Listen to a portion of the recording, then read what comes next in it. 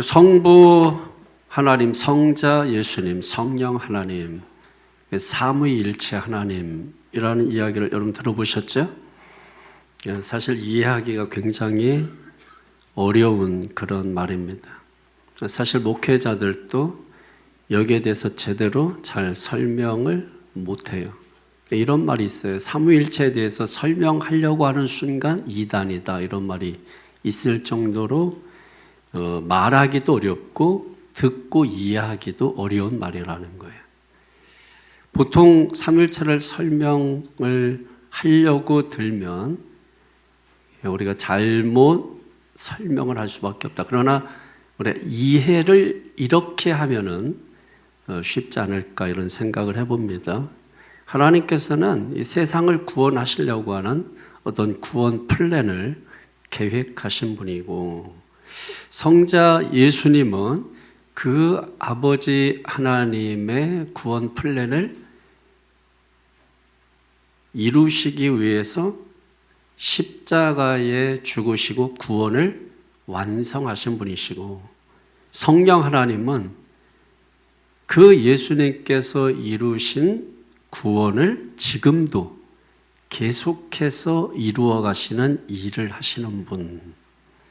그래서 성부, 성자, 성령 하나님, 삼위일체 하나님, 이거에 근거해서 예수님은 항상 자신을 이렇게 말씀하셨어요. 나와 아버지는 하나이니라.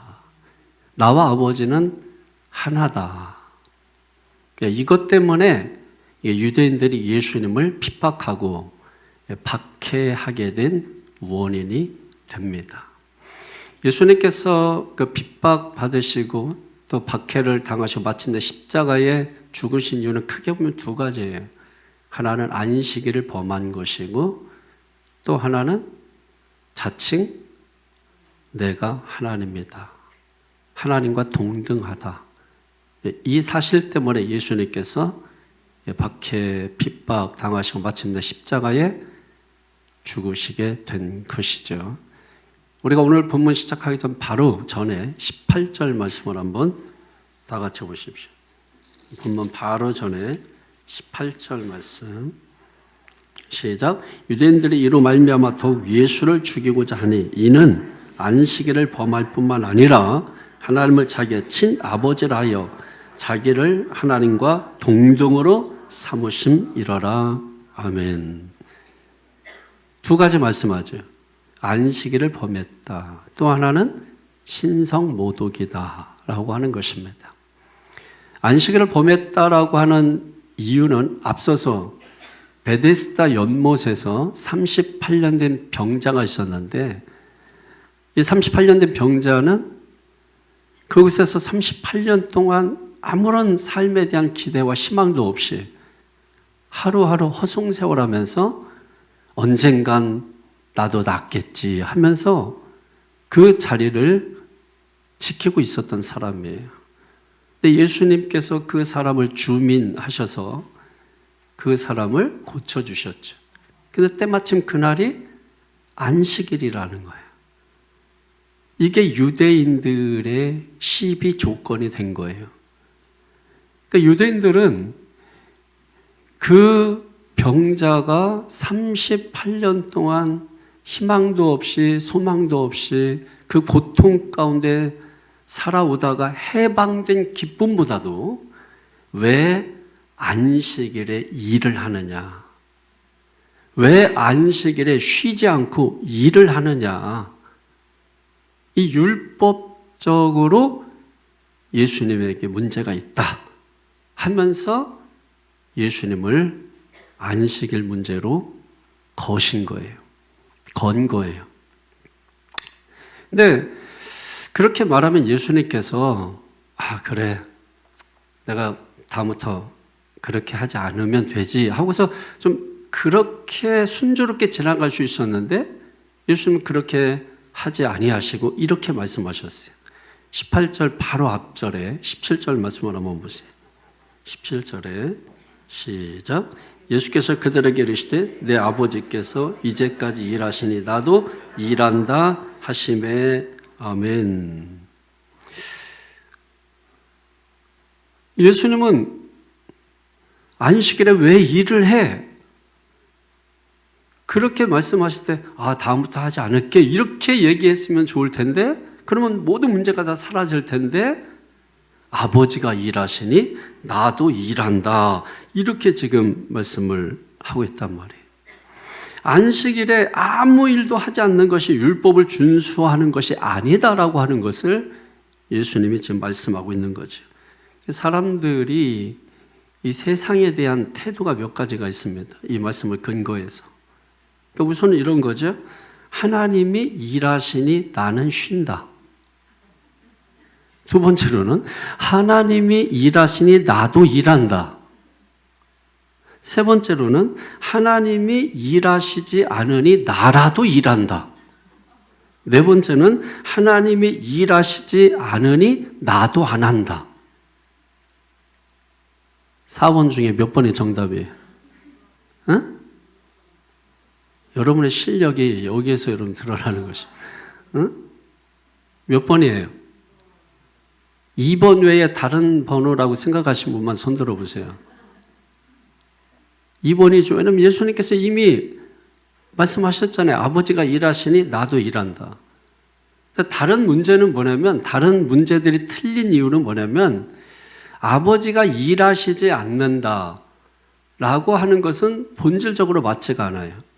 많은 성도들이 그런데 여기에 함몰되어 있어요. 왜 하나님 가만히 계십니까? 왜 하나님 내가 이 고통당하는데 왜 아무 일도 하지 아니하십니까? 하고서 하나님이 일하시지 않으니 나도 안 한다. 이렇게 생각하는 성도들이 의외로 상당히 많이 있다는 거예요. 근데 그럼에도 불구하고 오늘 예수님은 그 일로 인해서 핍박을 받고 박해를 받았는데, 또 사람들이 예수님을 죽이고자 했는데, 그럼에도 불구하고 굴하지 아니하고 예수님은 아버지가 일하시니 나도 일한다. 이렇게 말씀하셨다. 그러면서 그 아버지가 나의 친아버지다. 내가 아버지와 하나다. 라고 하는 것을 주장하는 겁니다. 자, 이 말의 의미는 이런 거죠. 하나님과 나와는 비밀이 없어. 이런 이야기죠. 비밀이 없어. 그만큼 친밀감을 나타내는 말이잖아요. 사람이 여러분 친할수록 뭐예요? 비밀이 없잖아요. 자기 속에 있는 것을 다 드러내놓고 말하지 않습니까? 오늘 19절도 보십시오. 시작. 그러므로 예수께서 그들에게 이르시되 내가 진실로 진실로 너에게 이르노니 아들이 아버지께서 하시는 일을 보지 않고는 아무것도 스스로 할 수 없나니 아버지께서 행하시는 그것을 아들도 그와 같이 행하느니라. 아멘. 지금 이 말씀은 쉽게 말하면 이런 거예요. 내 모든 사역은 내 스스로 자의로 한 게 아니다라고 하는 거예요. 아버지께서 행하시는 것을 보고 또 아버지께서 알려주고 하라고 한 것만 나는 한다는 거예요. 내가 자의적으로 일하는 게 아니라 아버지가 하는 것 보고 따라하는 것이다 라고 말하는 거예요. 그러면서 하시는 말씀이 그래서 나는 아버지와 하나야 라고 말하는 거예요. 이게 예수님의 사역의 원리예요. 예수님은 자유의지가 있지만 자의적으로 어떤 일을 행하신 것이 아니고 아버지의 뜻이 아니면 그걸 행하지 않고 아버지가 보여주지 않으면 그걸 하지 않고 오직 아버지가 보여주고 행하라고 한 것만 했다라고 말씀을 하고 있는 것입니다. 그 아버지와 아들의 관계가 얼마나 친밀한가를 보여주는 거죠. 그 친밀함은 일치와 투명성이 기본이에요. 투명성에는 반드시 뭡니까? 일치, 하나됨이 있어야 돼요. 투명성, 일치, 이것은 언제나 같이 가는 것입니다. 일치, 하나됨 속에는 반드시 투명성이 존재하는 거예요. 여러분, 거짓이 들어가면 하나가 될 수 없죠. 모든 사람들의 관계 속에서도 거짓이 들어가면 투명하지 못하면 하나가 될 수 없는 거예요. 마귀는 거짓의 영이죠. 그래서 거짓을 사람들의 마음에 뿌려놔요. 그때부터 마음이 뿌여지기 시작하는 거예요. 뿌여지기 시작하는 것입니다. 그래서 죄는 먼지와 같아서 우리 마음에 쌓이게 되면 그 죄가 덕지 된단 말이에요. 덕지. 그래서 아예 보이지가 않게 돼요. 투명하지가 않게 되는 거예요. 그러니까 거짓으로 일관하게 되는 것입니다. 그러니까 마귀가 역사하면 그래서 자꾸 분열이 되는 거예요. 우리의 마음이 분열되고 쪼개지는 건 여러분의 마음에 마귀가 틈타서 그런 거예요. 마귀가 거짓의 씨앗을 뿌려놨기 때문에 그런 거예요. 그때부터 마음이 분열되고 마음이 쪼개져서 제대로 보지 못하는 거예요. 그러니까 오늘 19절에 보면 강조하는 게 뭐예요? 하나님이 하시는 일을 보지 않고는 본다는 것에 강조점을 두고 있는 것이에요. 보지 못하면 누구의 마음으로 보냐면 자기 마음으로 봐요. 자기 생각으로 봐요. 여기 본다라고 하는 것은 이런 것을 말하는 것입니다. 내가 보는 게 아니라 하나님의 시선으로 세상을 보는 거예요. 하나님의 마음으로 사람을 보는 거예요. 그냥 보는 것은 내가 보는 거죠. 근데 그 나라고 하는 것은 타락한 존재잖아요. 그 타락한 내가 보는 것은 제대로 보는 게 아니에요. 사람들은 전부 그 내가 보면서 본다고 착각을 하기 때문에 오해를 하게 되는 거예요. 우리가 본다라고 했을 때는 그런 나를 철저하게 제거시켜야 돼요. 오직 하나님의 마음으로, 하나님의 심정으로, 하나님의 시선으로 세상을 보고 사람을 볼 수 있을 때 이 세상이 구원의 대상이 되고 사람들이 긍휼의 대상이 되는 거예요. 그 마음이 사라지면 내가 보면 나라고 하는 그 존재는 깨진 존재예요.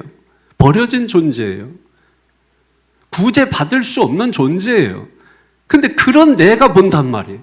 그러니까 미움이 생기고 분열이 생기고 깨지는 역사가 일어나는 거예요.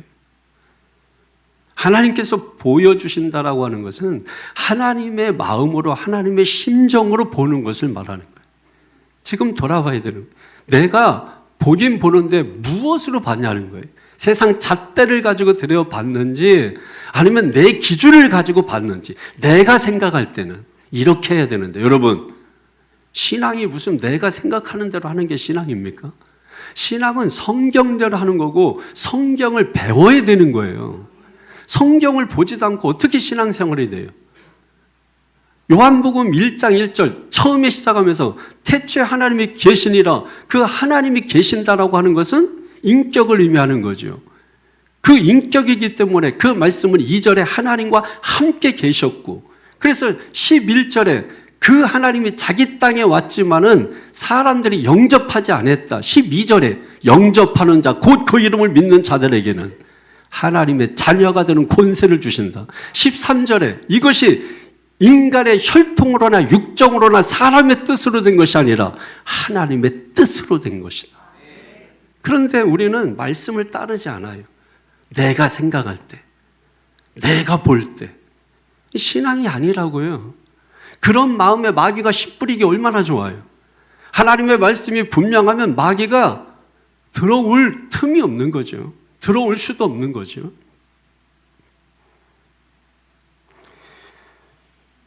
오늘 예수님은 하나님과 너무나 친밀해요. 그래서 속을 다 보여줄 정도로. 그래서 투명하단 말이에요. 그 투명 속에는 거짓이 없다는 말이에요. 여러분 하나님과 우리가 하나 되는데 장애되는 것 가장 강력한 게 거짓이에요. 거짓. 거짓이 뭐예요? 겉 따르고 속 따른 거 아니에요. 그걸 우리가 외식이라고 하는 외식. 외식을 성경에서 가장 싫어하는 죄죠. 대표적으로 누가 이런 걸 가지고 있죠? 바리새인들. 입으로는 나를 존경하되 마음으로는 내게서 멀도다. 그게 외식이에요. 외식. 겉은 깨끗한데 속은 더러운 거예요. 겉으로는 하나님을 예배한다고 하는데 속으로는 자기 생각으로 가득한 거예요. 그게 외식이에요. 외식. 그 마음 가지고는 하나님과 하나가 될 수 없다. 같다라고 하는 거예요. 그래서 마태복음 15장 8절에 보면 이 백성이 입술로는 나를 공경하되 마음은 내게서 멀도다. 겉다르고 속다르다. 여러분, 우리가 하나님 앞에 예배할 때 마음이 청결하고 투명해야 돼. 그래서 예배 드리고 나면 그렇게 예배 드리는 사람은 뭐예요? 하나님과 하나가 되는 거예요. 하나 될 때 거기서 힘이 나오는 거예요. 하나 될 때 거기서 생명의 역사가 나오는 거예요. 우리가 열심히 일하고 열심히 노력해서 힘이 생기고 생명이 나오는 게 아니라 하나님과 하나 될 때 생명이 나오고 힘이 나오는 거예요.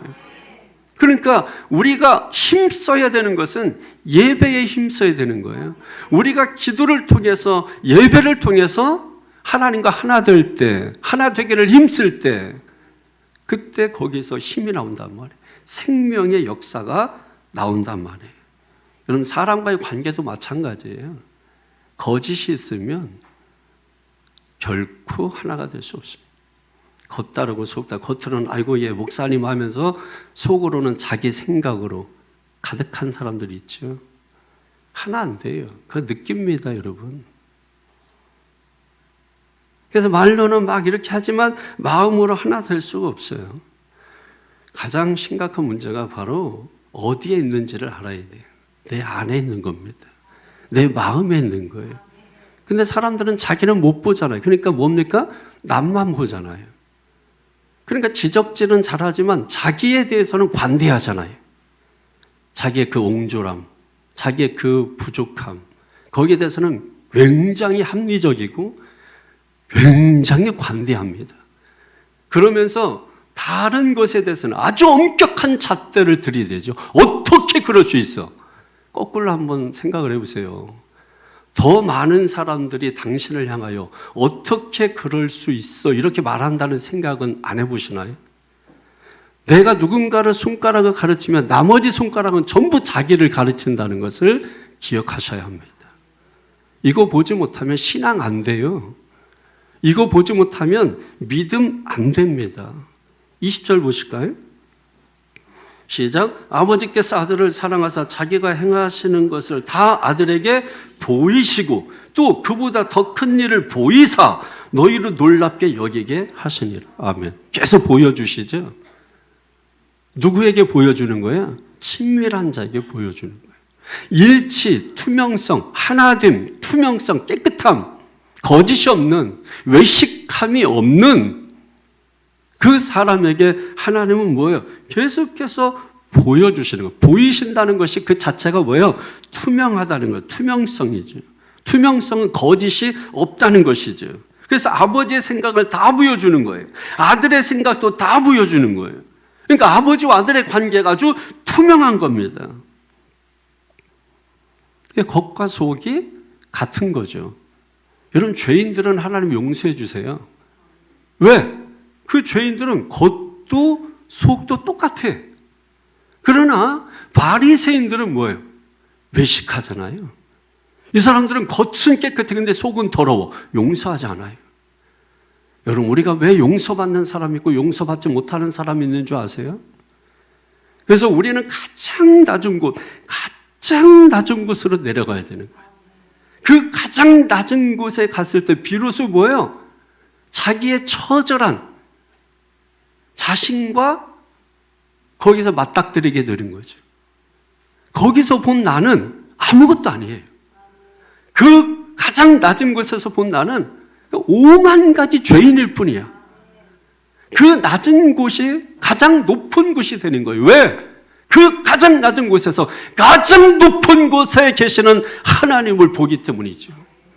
하나님, 저는 죄인입니다. 그런 사람이 용서받는다고요. 겉다르고 속다르고 용서 안 돼요. 아무리 종교적으로 깨끗하게 한다 할지라도 독사의 자식들아, 예수님께서 신랄하게 책망하시는 것입니다. 우리는 하나님 앞에 나는 죄인입니다 하고 솔직하게 고백할 수 있는 사람이 되어야 됩니다. 아버지와 아들이 하나가 될 수 있었던 그 비결은 다른 거 아니잖아요. 숨김이 없는 거예요. 다 보여주시잖아요. 다 알려주시잖아요. 아들도 뭡니까? 아버지가 보여주고 아버지가 알려주는 것이 없으면 아무것도 행하지 않았다. 이렇게 말씀하는 거예요. 우리도 예수님과 하나가 되기 위해서 하나가 돼야 되는데 하나가 되기 위해서 어떻게 해야 돼요? 그분의 뜻을 따라야 되는 거죠. 근데 그분의 뜻을 따르기 위해서는 어떻게 된다는 거예요? 거짓이 없어야 된다는 거예요. 속이는 게 없어야 된다는 거예요. 그러면 예수님과 하나가 되고 거기에서 힘이 나온다는 거예요. 그래서 여러분 성경은 이런 걸 다 배제한 거예요. 이런 내용을 다 쓰고 어떻게 이 성경을 여러분 우리가 들고 다닐 수 있겠어요? 그러니까 너희가 내 이름으로 무엇이든지 구하라 했을 때 하나 된 사람, 예수님과 하나 된 사람, 그 사람은 예수님에게서 그 힘과 능력이 나온다는 거예요. 너희가 무엇이든지 원하는 대로 구하라. 무턱대고 그냥 원하는 대로 구하면 힘이 나오는 게 아니라 예수님과 하나 된 사람이 예수님의 이름으로 구할 때 거기서 힘과 생명과 능력이 나온다라고 하는 것이죠. 예수님을 따르기 위해서는 그래서 거짓이 없어야 되는, 속이는 게 없어야 되는, 그래야 예수님과 하나가 될 수 있다라는 것이에요. 여러분 살면서 우리가 아버지라고 하는 존재가 참 중요하다는 생각을 많이 해봅니다. 참 아버지가 참 중요하다 하고 거슬러 올라가서 저희 아버지를 제가 이렇게 생각을 해봐요. 근데 과거 아버지들은 이상하게 분노가 많아요. 화가 많으셔. 그냥 밖에 나갔다 들어와도 집안 때려부시고 집안에 있다가도 화가 나면 집안 때려부셔. 그리고 폭력을 행하고 있는 욕 없는 욕 다 쏟아고. 그러니까 옛날 요즘도 뭐 다르진 않죠. 옛날에 이제 좀 환경적으로 상황적으로 시대적으로 화가 많을 시대에 그때는 좀 더 우리가 더 좀 이렇게 크게 부각돼서 느낄 뿐인 거죠. 그러다 보니까 그런 아버지를 보고 자란 그 자녀들이 하나님 아버지하고 하나 되는 게 쉽지가 않아요. 그래서 기도할 때 보면은 거룩하시고 은혜로우신 하나님 여기까지만 해. 그러니까 아버지를 부르지 않아. 이게 특징을 잘 보십시오, 여러분. 기도할 때 나는 아버지하고 부르는지 아니면 하나님하고 부르는지.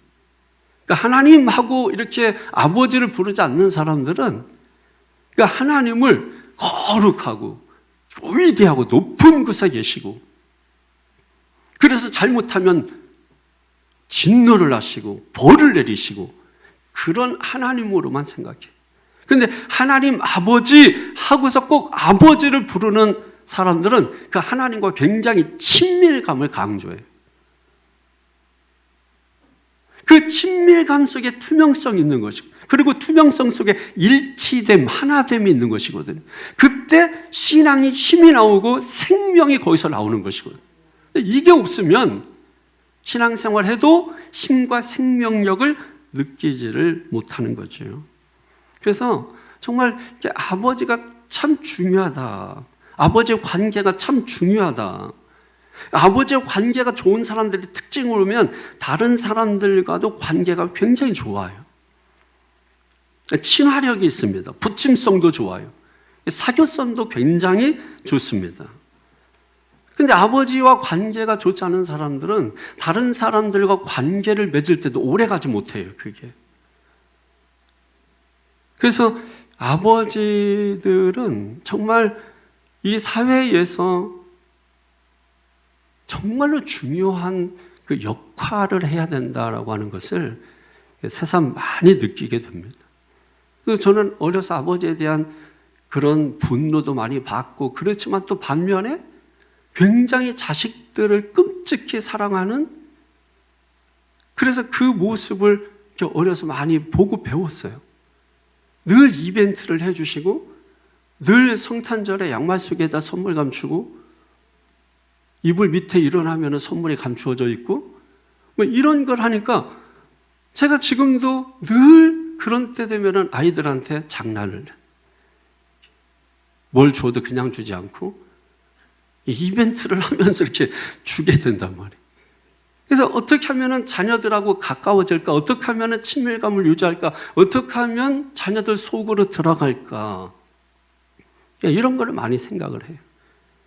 그래야 아이들이 세상에 살면서 사교성도 좋고 부침성도 좋고 그리고 관계를 지속할 수 있고 그리고 하나님을 보다도 하나님 아버지 하면서 친밀함 가지고 하나님을 예배하고 섬기고 그렇게 살지 않을까. 이런 생각 때문에 굉장히 중요하다는 생각을 하는 것입니다. 하나됨이 없으면 힘이 생기잖아요. 부부도 마찬가지예요. 하나 되지 않고 갈라지면 여러분 어떻습니까? 힘이 나오지 않죠. 뭐 사회에서는 안 그렇습니까? 하나됨이 없으면 결코 생명이 생기지 않아요. 그래서 교회도 여러분, 모래알 같은 교회는 모래 숫자만 많지 하나됨이 없어요. 힘이 없어요. 그래서 늘 얘기 들으면은 일할 사람이 없다. 일꾼이 없다. 이게 뭐예요? 하나됨이 없다는 얘기예요. 모래알처럼 숫자만 많은데 일꾼이 없다는 거예요. 하나됨이 없다는 거예요. 그렇지만 세멘트 같은 교회가 있다고. 얼마 되지 않아도 물 한 번만 뿜겨주면 딱 붙어 다닌다고. 얼마나 강력해. 그거 들고 머리를 때리면 그대로 그냥 가는 거죠. 모래 백날 뿌려봤자 여러분 소용없어요. 그러니까 강력한 힘이 있다고. 강력한 힘이.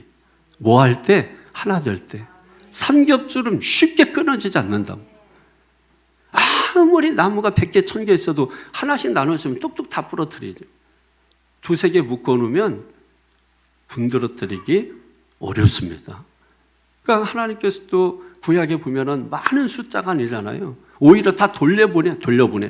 기도원에 300명 용사만 딱 남기잖아요. 단단하게 하고. 그들로 하여금 적군을 물리치게 하는 많은 말들, 많은 병거들 다 발목 힘줄 끊어버리잖아요. 필요 없어. 하나됨이 중요하다는 하나됨이.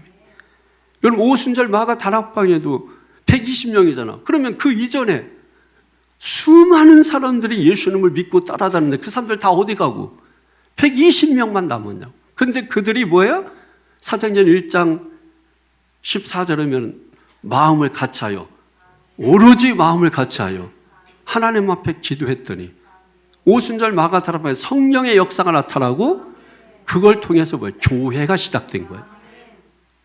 그래서 우리가 지금 교회로 모여있는 그 단초를 하나됨에서 시작했다는 것이 많은 사람이 아니란 말이에요.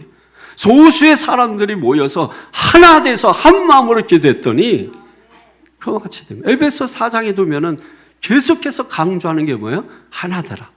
하나 되게 하신 것을 힘써 지켜라. 그 하나님 하나됨의 능력. 하나됨의 능력. 우리가 하느님 하지 않고 하나님 하잖아요.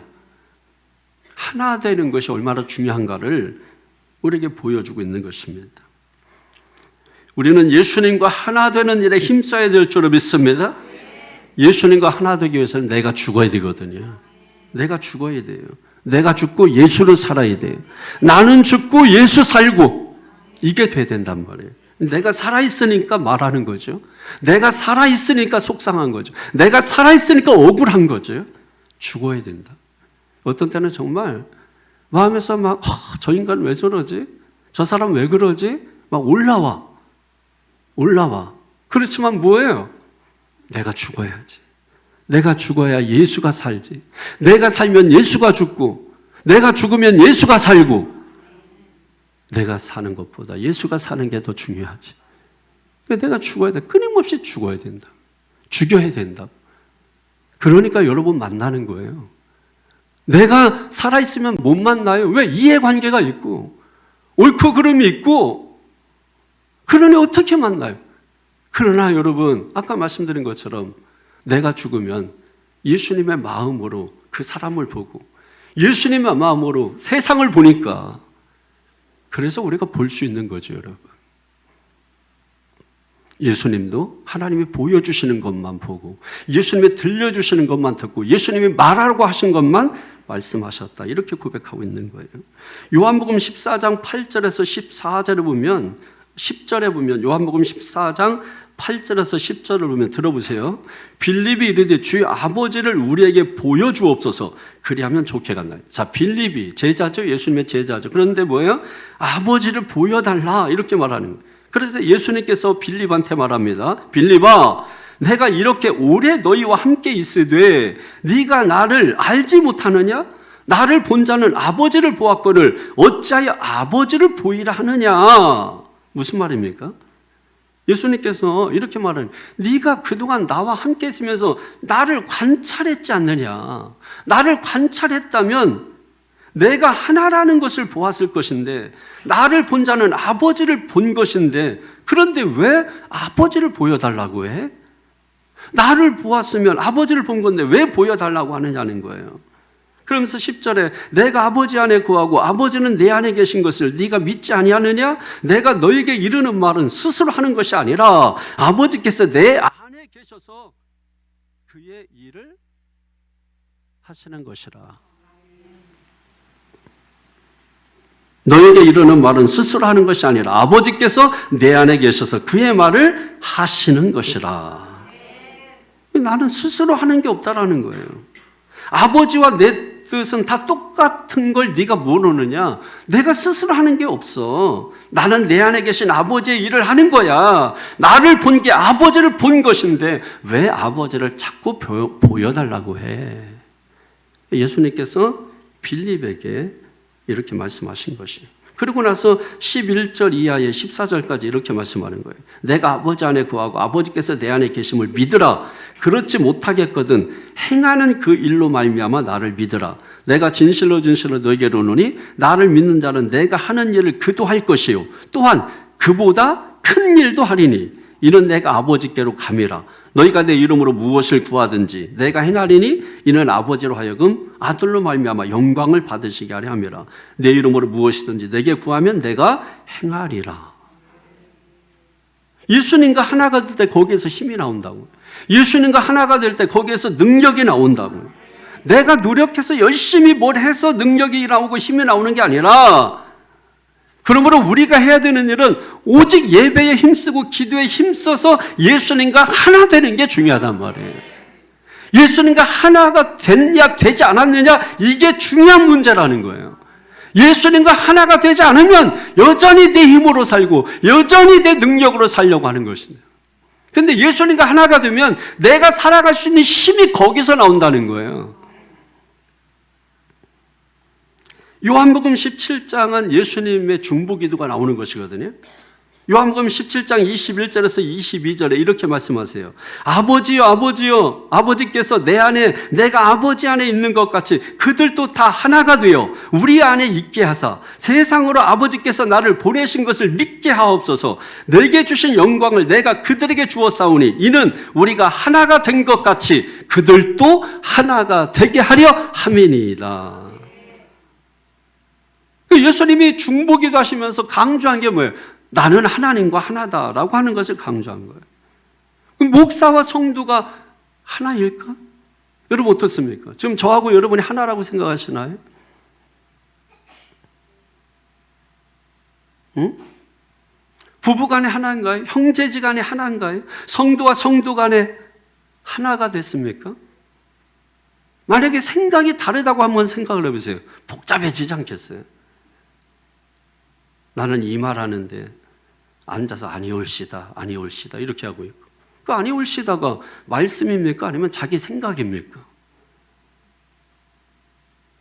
여기에 함정이 있는 거예요. 그래서 신앙이 자라지 못하는 이유가 신앙을 말씀대로 하는 게 아니라 내 생각대로 해서 자라지 못하는 겁니다. 그러니까 항상 뭐예요? 주님이 주시는 힘과 능력으로 사는 게 아니라 내 힘으로 살려고 하는 것이 내 힘으로. 요즘 제가 이제 젊은 우리 지방에도 교역자들이 있고 이렇게 할 때 만나서 이야기할 수 있는 기회가 될 때 요즘 다 투잡하잖아요. 목회도 하면서 또 직장도 가 사모님도 일하고 목사님도 일하고 부자 될 것 같아. 내가 볼 때 다 돈 벌잖아. 그래서 제가 이제 늘 이야기하는 게 목회할 거면은 하나만 해라. 오직 예수님과 하나가 되고 말씀과 하나가 되라. 그 일을 해라. 그렇게 다 죽으면 순교 아니냐. 저는 그 심정 가지고 했거든요.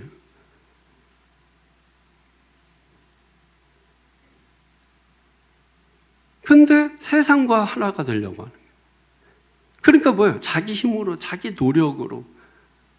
그럼 그렇게 하다가 지치니까 뭐예요? 한쪽에 소홀해지겠죠. 어디에 소홀해질까요?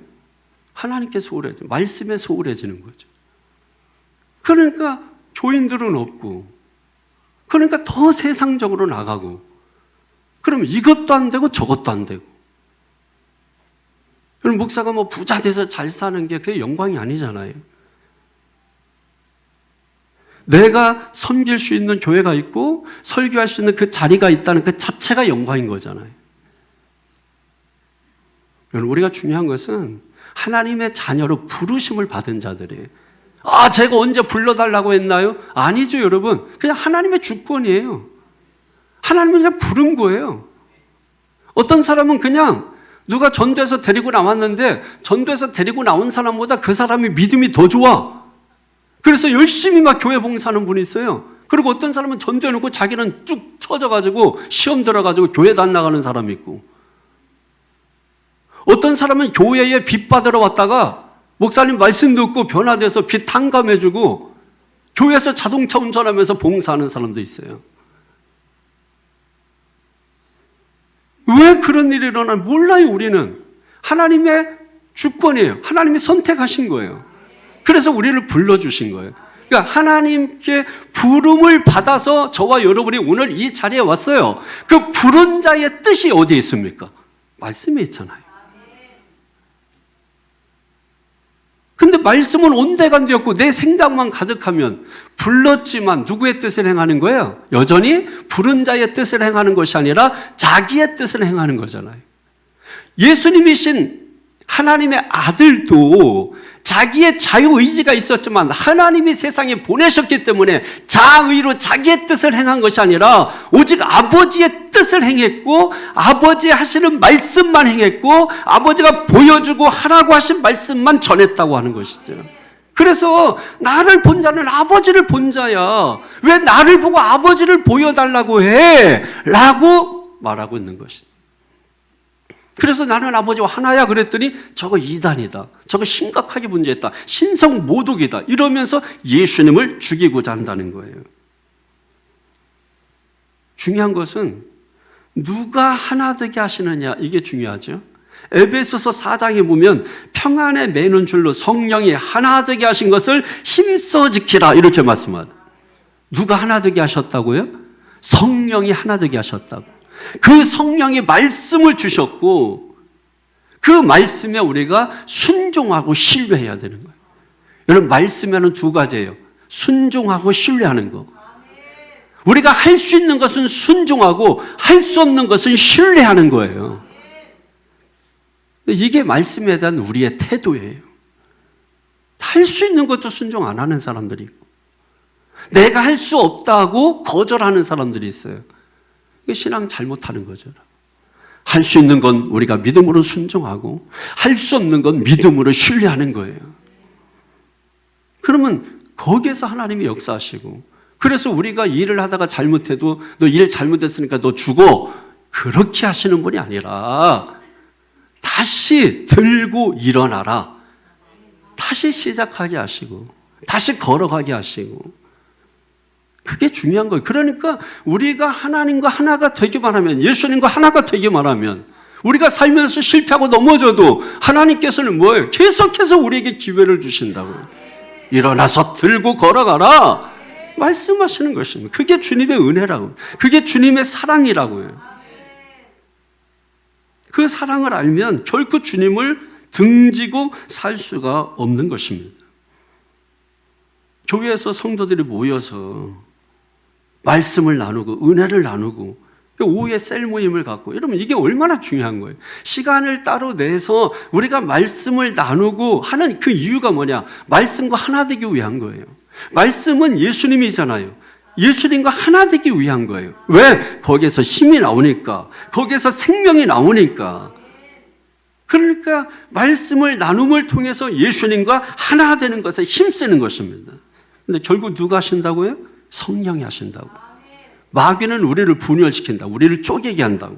자꾸 나누게 한다고. 모이지 못하게 한다고. 성령은 뭐예요? 모이게 하시는 것이. 오순절 마가 다락방에 모여서 한 마음으로 기도하게 하신다고요. 수나 양보다 중요한 게 뭐예요? 하나 되는 거, 하나 되는 거. 하나 될 때 큰 능력이 임하는 것입니다. 숫자가 적어도 하나 될 때 큰 힘이 나타나게 되는 것입니다. 예배 시간에, 기도 시간에 우리가 집중해야 되는 것은 하나가 되는 거예요. 말씀을 잘 들으려고 하는 것은 하나가 되기 위한 거예요. 말씀 듣고 우리가 아멘 아멘 하고 깨달음, 내가 깨어져서 도달하기를 원하는 것은 하나 되는 거예요. 하나 되는 거예요. 왜? 하나 될 때 힘이 나오니까, 하나 될 때 생명의 역사가 나오니까. 그뿐만이 아니에요. 예수님과 아버지가 하나가 될 때 어떤 효과가 있었냐면, 어떤 역사가 있었냐면, 아버지가 가지고 계신 것이 아들에게 다 이양돼요. 심지어 부활의 능력도 이양되고, 심지어 심판의 권세도 예수님께 이양이 됩니다. 구약에 보면은 하나님이 직접 다 심판하세요.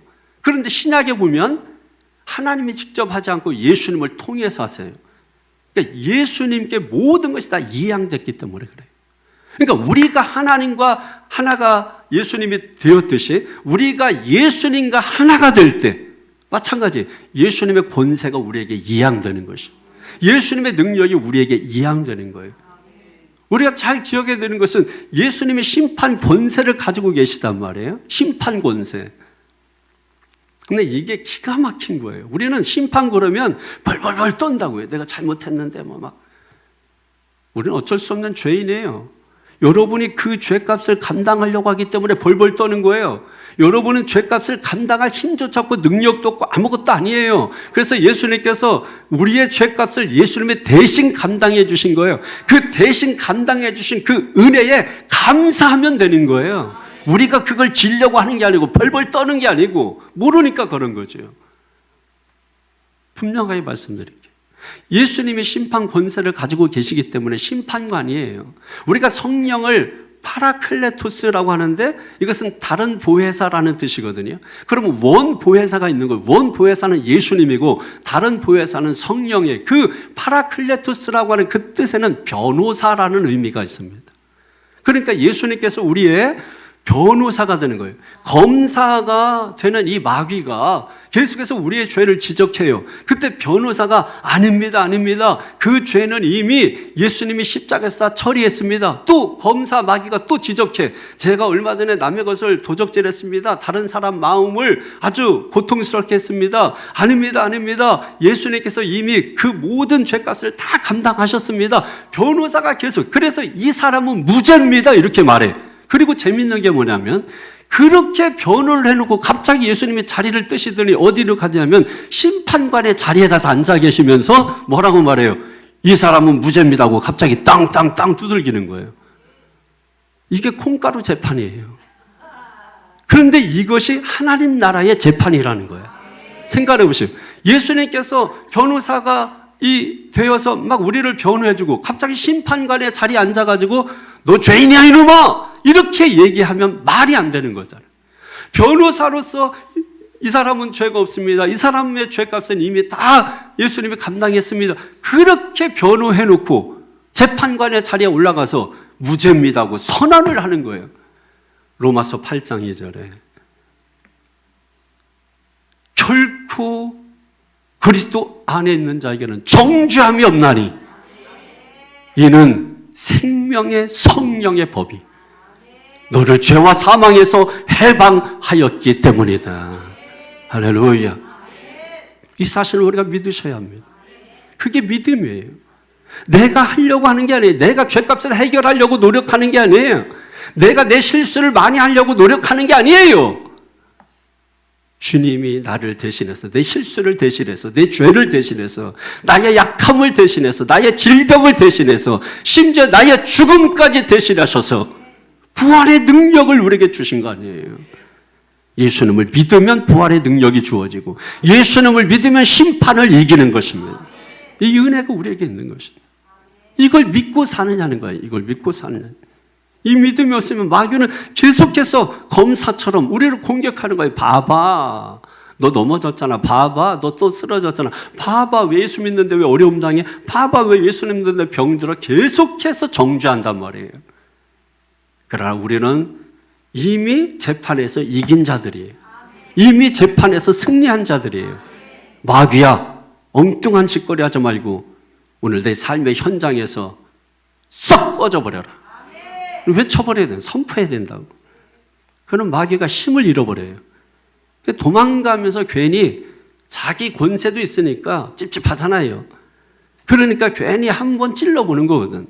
그때 여러분이 어허! 딱 해버리면 움찔하고, 그리고 또 한 번 또 찔러볼 거 아니에요. 어허! 한 번만 더 하면은 다시 돌아오지 않는다. 믿습니까? 예수 이름의 권세예요. 예수님의 권세. 하나님의 심판의 능력, 부활의 능력. 그러니까 하나님께서 여러분 구약에 보면은 엘리야, 엘리사를 통해서 죽은 자도 살리는 역사가 나옵니다. 그게 엘리사가 한 겁니까? 엘리사가 한 겁니까? 아니잖아요. 하나님께서 능력 주셔서 그를 통해서 하셨기 때문에 하나님이 하신 것이죠. 그 부활의 능력, 살리는 능력이 예수님에게도 이양됐단 말이에요. 그래서 예수님께서 나인성 과부의 죽은 아들을 살리시고, 또 백부장의 그 하인의 병을 또 고쳐주시고, 죽은 자를 살리시는, 여러분 그 말씀하시는 거예요. 그리고 죽은 자에게 말할 때 죽은 자가 듣고 나오기도 하는 거예요. 나사로야 나오라. 죽은 자가 들어요. 예수님에게 그 생명이 있기 때문에, 예수님에게 그 능력이 있기 때문에, 그래서 명령하면 생명의 역사가 일어나는 건데, 마찬가지로 예수님과 내가 하나가 되면 나에게 그 능력이 이양돼서 예수님으로, 아까 요한복음 14장 말씀한 것처럼 너희가 무엇이든지 원하는 대로 구하라. 그리하면 내가 이루리라. 여러분 이 말씀이 주님의 능력이 내게 이양됐다는 거예요. 주님의 권세가 나에게 이양됐다라고 하는 것입니다. 21절 한번 보실까요? 시작. 아버지께서 죽은 자들 일으켜 살리신 같이 아들도 자기가 원하는 자들을 살리시느니라. 아멘. 믿습니까? 부활의 능력, 생명의 능력 예수님에게 있다라는 거예요. 로마서 4장 17절에서 18절이면 기록된 바 내가 너를 많은 민족의 조상으로 세웠다 하신 것 같으니 그가 믿은 바 하나님은 죽은 자를 살리시며 없는 것을 있는 것으로 부르시는 이시리라. 아브라함이 바랄 수 없는 중에 바라고 믿었으니 할렐루야. 여러분 저는 여러분들 이 믿음 갖기를 바랍니다. 바랄 수 없다고 바라지 않는 게 아니라 믿음이 있다면 바랄 수 없지만 바라는 사람이 되기를 바랍니다. 죽은 자도 살리며 없는 것을 있는 것으로 부르시는 하나님을 믿으시기 바랍니다. 없으니까 절망하고 좌절하고 포기하고, 그게 아니라 없지만 없는 중에 있게 하시는 하나님, 그 하나님을 믿고 의지하면, 그래서 하나님과 하나가 되기만 하면 그 생명이 그에게서 나온다. 그 능력이 그에게서 나온다. 그 힘이 그에게서 나온다. 할렐루야. 이 부활의 능력이, 살리는 능력이, 힘있게 하는 능력이 여러분에게 주어지기를 주 예수 이름으로 축원합니다. 22절 23절 시작. 아버지께서 아무도 심판하지 아니하시고 심판을 다 아들에게 맡기셨으니 이런 모든 사람으로 아버지를 공경하는 것 같이 아들을 공경하게 하려 하심이라. 아들을 공경하지 아니하는 자는 그를 보내신 아버지도 공경하지 아니하느니라. 아멘. 이 공경, 이렇게 권세를 이양해 주신 것은 아버지를 공경한 것처럼 그 아들도 공경받게 하기 위해서라고 했죠. 이 공경이라고 하는 이 말은 뭐냐면 하나님의 것을 나의 것으로 가로채지 않는 것을 공경이라고 말하는 거예요. 하나님의 것을 나의 것으로 가로채지 않는 거. 이게 무슨 말이냐? 우리가 예수 그리스도의 이름, 하나님의 이름을 사용할 때 나의 욕심, 나의 욕망을 채우기 위해서 그 이름을 사용하지 않는 것을 공경이라고 한다는 것이에요. 하나님의 것을 나의 것으로 삼지 않는 것, 그것이 뭐예요? 하나님을 공경하는 것이다. 예수님을 예수님으로 인정하는 것이 예수님을 공경하는 것이다 라고 하는 거예요. 아들에게 모든 권세를 주셨습니다. 심판의 권리도 주셨습니다. 믿습니까? 그래서 24절에 이렇게 말합니다. 시작. 내가 진실로 진실로 너희에게로는 내 말을 듣고 또 나 보내신 이를 믿는 자는 영생을 얻었고 심판에 이르지 아니하나니 사망에서 생명으로 옮겼느니라. 아멘. 그 아들을 믿는 자에게 주시는 세 가지 축복입니다. 뭡니까? 영생을 얻었고 심판에 이르지 아니하나니 사망에서 생명으로 옮겼느니라. 그 시제가 다 과거형이에요. 이미 우리는 영생을 얻은 존재이고 심판에 이르지 아니할 존재이고 사망에서 생명으로 옮겨진 존재라고 하는 사실인 것입니다. 내 말을 듣는 게 중요한 거예요. 이 듣는 게 순종이에요. 여기 25절에 보면 뭐라고 말씀하고 있습니까? 하나님의 아들의 음성을 들을 때가 오나니. 듣는다라고 하는 것이 순종이야. 순종. 그런데 그때가 언제냐면 곧 이때라. 지금이라는 거예요. 지금. 우리가 지금 하나님의 말씀을 듣고 순종할 때 아버지에게 있는 그 생명이, 아들에게 있는 그 생명이 나에게 이양되고 아버지에게 있는 그 능력이, 아들에게 있는 그 능력이 나에게 이양된다라고 하는 것입니다. 그래서 25절 읽어보세요. 시작. 진실로 진실로 너희에게로노니 죽은 자들이 하나님의 아들의 음성을 들을 때가 오나니 곧 이때라. 듣는 자는 살아나리라. 아멘. 여기 죽은 자들이라고 하는 것은 어떤 생물학적인 죽음을 말하는 게 아니라 절망, 어둠에 갇혀서 있는 어떤 영혼의 상태. 그래서 빛을 보지 못하는 그 사람들, 이 사람들이 뭐예요? 하나님의 음성을 듣고 다시 사는 때가 언제라는 거예요? 지금. 그러니까 지금 우리가 절망 가운데 있고 어둠 가운데 있고 영혼이 감옥에 갇혀있는 상태에 있다 할지라도 오늘 주님의 말씀을 듣는 자는 지금 살아나리라. 지금 이 말씀을 지금 주고 있다는 것입니다. 우리가 영혼이 막 살아나니까 아멘 하는 거예요. 아멘 진실로 아멘 그 뜻입니다. 여기 계속 진실로 반복되잖아요. 정말 지금부터 내가 너희에게 중요한 말을 한다. 내가 지금부터 너희가 꼭 반드시 들어야 될 말을 한다. 아멘 먼저 하고 말씀을 하는 거예요. 여러분 그 말씀을 듣고 아멘으로 화답하는 거예요. 그게 진실로라고 하는 뜻입니다. 들을 때가 온다. 이런 말씀을 들으면 우리의 삶이 변화되죠. 26절 20절 시작. 아버지께서 자기 속에 생명의 승같이 아들에게도 생명을 주어 그 속에 있게 하셨고 또 인자됨으로 말미암아 심판하는 권한을 주셨느니라. 믿습니까? 28절 29절 시작. 이를 놀랍게 여기지 말라. 무덤 속에 있는 자가 다 그의 음성을 들을 때가 오나니 선한 일을 행한 자는 생명의 부활로 악한 일을 행한 자는 심판의 부활로 나오리라. 아멘. 이 선한 일을 행한 자, 이 선한 일을 행했다 하니까 선한 일을 행해서 생명의 부활로 나오고 악한 일을 하면은 심판의 부활로 나온다. 이렇게 생각할 수가 있는데 여기 선한 일을 행한다라고 하는 것은 이 선한 일 자체가 듣는 걸 말하는 거예요. 하나님의 말씀을 듣는 그 일이 선한 일이라는 거예요. 그런 사람은 생명의 부활로 나온다는 거예요. 하나님의 말씀을 듣지 않는 사람들은 심판의 부활로 나온다는 거예요. 그러니까 믿는 자나 믿지 않는 자나 다 부활해요. 믿는 사람만 부활하는 게 아니에요. 믿지 않는 사람도 부활하는데 심판의 부활이에요. 믿는 자는 생명의 부활이에요. 누구를 통해서? 예수 그리스도를 믿는 믿음을 통해서 생명의 부활로 나온다.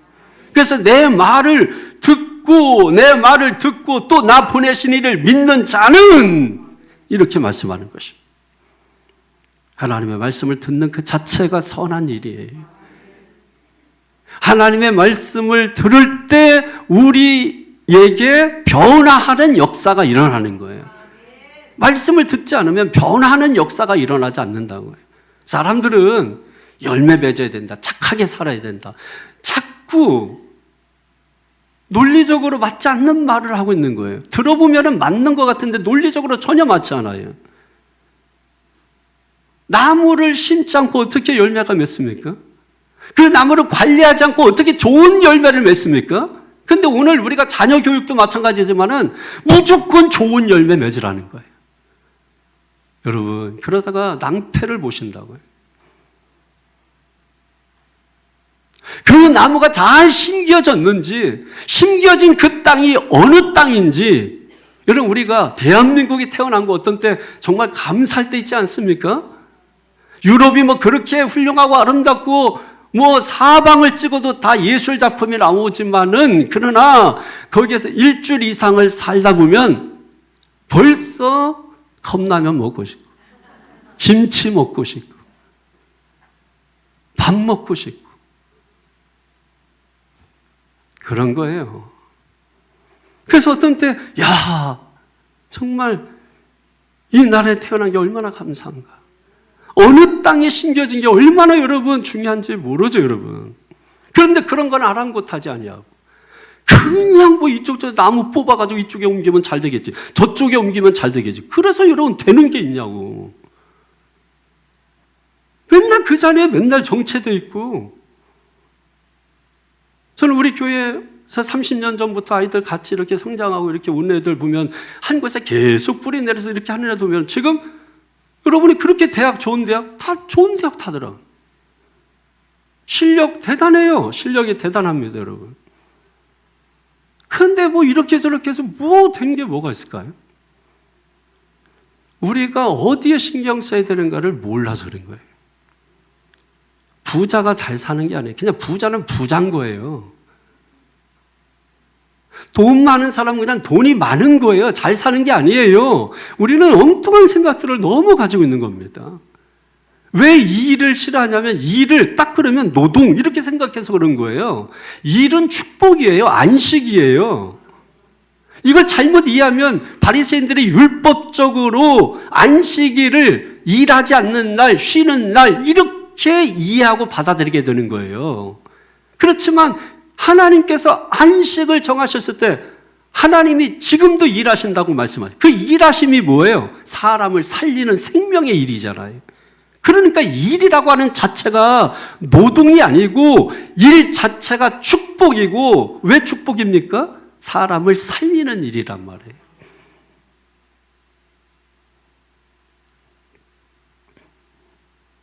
결론적으로 말씀드리겠습니다. 예수님은 하나님과 하나라고 말씀했어요. 그러자 하나님에게 있는 창조의 능력, 부활의 능력, 심판의 권세까지도 예수님에게 이양돼서, 그 예수님께서 하나님 아버지의 뜻을 많은 긴 시간이 아니라 3년이라고 하는 짧은 시간 동안에 하나님 아버지의 뜻을 온전히 이루시고, 지금도 그 아들 예수 그리스도를 믿는 사람들, 예수님과 하나 된 사람들에게 동일하게 그가 가지고 계신 살리는 능력, 부활의 능력, 생명의 능력을 저와 여러분들에게 주셔서 누구든지 내 이름으로 구하는 사람들은 원하는 대로 구하라, 내가 다 주리라고 주님 말씀하십니다.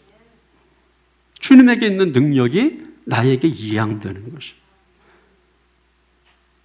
그러니까 우리가 세상을 사는 그 힘이, 그 노력이 내가 열심히 하고 내가 열심히 노력해서 되는 게 아니라, 우리가 정말 집중해서 해야 되는 것은 뭐냐면 예수님과 하나 되는 일에 집중해야 된다. 하나 되는 일에 온 마음과 힘을 다 쏟아야 된다. 그래서 우리가 예배가 중요한 것이고, 그래서 우리가 하나님 앞에 매달려 기도하는 것이고, 기도는 단순히 내 욕구를 채우기 위해서 하나님의 이름을 부르는 게 아니라, 우리가 깊은 기도를 들어가면 결국은 예수님과 하나가 돼요. 그래서 다 내어 맡기게 됩니다. 어느 순간에 깊게 기도하면 주님, 세상과 다 의미가 없어져요. 순간. 그러면서 온전히 내 인생, 내 삶 전체를 주님께 맡기게 돼요. 그때가 주님과 하나가 되는 겁니다. 그 하나가 될 때 그 사람이 하나가 돼서 일을 하는 거 보면 능력이 있고요, 생명의 역사가 있고요, 힘이 있어요. 그러니까 오늘 이후로 우리가 다른 것에 힘쓰지 말고, 다른 것 우리가 노력하지 말고, 오직 뭐예요? 예수와 하나 되는 일에 힘쓰시고, 예수와 하나 되는 일에 힘쓰시고, 그러면 반드시 생명의 부활로, 심판을 이긴 자로, 죄에서 구원받은 자로 이 세상을 당당하게 의기양양하게 살아가실 줄로 믿습니다. 요한복음 3장 16절 다 같이 시작. 하나님이 세상을 이처럼 사랑하사 독생자를 주셨으니 이는 그를 믿는 자마다 멸망하지 않고 영생을 얻게 하려 하심이라. 아멘. 할렐루야. 영생이 그 안에 있다. 영생이 그 안에 있다. 그래서 예수다. 그래서 예수다. 할렐루야. 이 시간 바로 이어서 그래서 예수라는 찬양을 부르면서 하나님 앞에 예물 드리겠습니다. 제목이, 찬양 제목이 그래서